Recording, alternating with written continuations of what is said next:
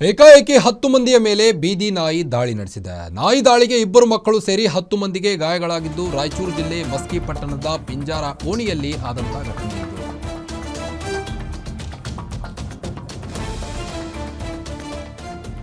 ರಾಜ್ಯಾದ್ಯಂತ ನಾಯಿಗಳ ದಾಳಿಯಿಂದ ಜನರು ನಲುಗುತ್ತಿದ್ದಾರೆ. ಪ್ರತಿದಿನ ಭಯದಿಂದ ಓಡಾಡ್ತಾ ಇದ್ದಾರೆ ರಸ್ತೆಯಲ್ಲೇ.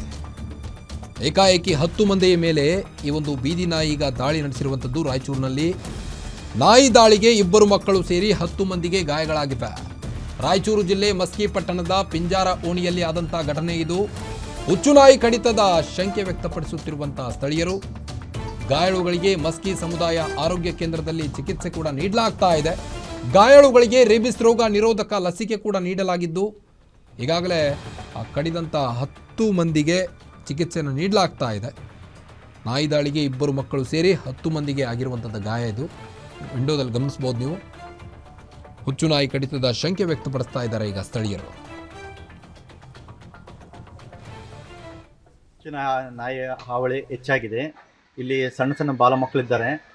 ಈಗ ಕನಿಷ್ಠ 6 ರಿಂದ 8 ಜನ ಮಕ್ಕಳಿಗೆ ನಾಯಿ ಕಡಿದಿದೆ. ಪುರಸಭೆ ಮತ್ತು ವೈದ್ಯಾಧಿಕಾರಿಗಳನ್ನು ಇದು ಎಚ್ಚೆತ್ತುಕೊಂಡು ನಾಳೆ ಎಲ್ಲ ನಾಯಿಗಳಿಗೆ ಇಂಜೆಕ್ಷನ್ ಮಾಡಬೇಕು ಮತ್ತು ಇವನ್ನು ನಾಯಿಗಳನ್ನು ಇಲ್ಲೇ ಸುರಕ್ಷಿತವಾಗಿ ಇಲ್ಲೇನು ಬಿಟ್ಟು ಬರಬೇಕಾಗಿ ಒಂದು ಮನವಿ ಮಾಡಿಕೊಳ್ತೀವಿ. ಕುಮಾರ್ ಬ್ಯಾಳಿ ಪುರಸಭೆ ಸದಸ್ಯರು, ಮಸ್ಕಿ. ನಾಯಿ ಕಡಿತೀರಿ ಅದು ನಾನು ಒಂದು ಕಡಿಯಕ್ಕೆ ಹೋಗ್ತ ನಾನು ಅಡ್ಡ ಬಂದಿದ್ರೆ ನನಗೆ ಬಂದು ಹಿಡಿದು ಬಿಡ್ತಾದ. ನಾನು ಓದ್ಕೊಂಬಿದ್ದು ಬಿಟ್ರಿ. ಮತ್ತೆ ಓಣ್ಯಾಗ ಭಾಳ ಆಗಿಬಿಟ್ಟವ್ರಿ. ಅವ್ನ ಯಾಕಡೆಗೆ ಬೇರೆ ಕಡೆ ಕಳಿಸ್ಬೇಕ್ರಿ. ಮತ್ತೆ ನಾಯಿಗಳು ಊಟ್ರು ಪಟ್ರು ಭಾಳ ಆಡ್ತಾವ. ಇಲ್ಲ ನಾವು ಹಿರಿಯರು ಹೆಂಗ್ರಿ ಊಟ್ರಿಗೆ ಕಡೆ ಒಂದು 3-4 ಊಟ್ರು ಭಾಳ ಗದ್ದ ಆಗೈತ್ರಿ. ಓಡಿ ಒಂದು ನಮ್ಮ ಮನ್ಯಾಗ ನಾಯಿ ಕಡಿತೀರಿ ಅದು ನಾನು ಒಂದು ಇವತ್ತಿನ ದಿನ ಮಸ್ಕಿ ಪಟ್ಟಣದಲ್ಲಿ ಹುಚ್ಚು ನಾಯಿ ಕಡಿತದಿಂದ ಒಂದೇ ಏರಿಯಾ ಅಂದ್ರೆ ಪಿಂಜಾರ ಓಣಿ ಇದರಿಂದ ಕೆಲವೊಂದು ಮಕ್ಕಳು 3 ಜನ ವೃದ್ಧರು ಸೇರಿ 10 ಜನ ಬಂದಿದ್ರು. ಎಲ್ರಿಗೂ ಒಬ್ರಿಗೆ ಬಿಟ್ರೆ ಮಿಕ್ಕವ್ರಿಗೆಲ್ಲರಿಗೂ ಸ್ವಲ್ಪ ಗ್ರೇಡ್ 2 ಗ್ರೇಡ್ 3ನೇ ಇಂಜುರೀಸ್ ಇದ್ವು.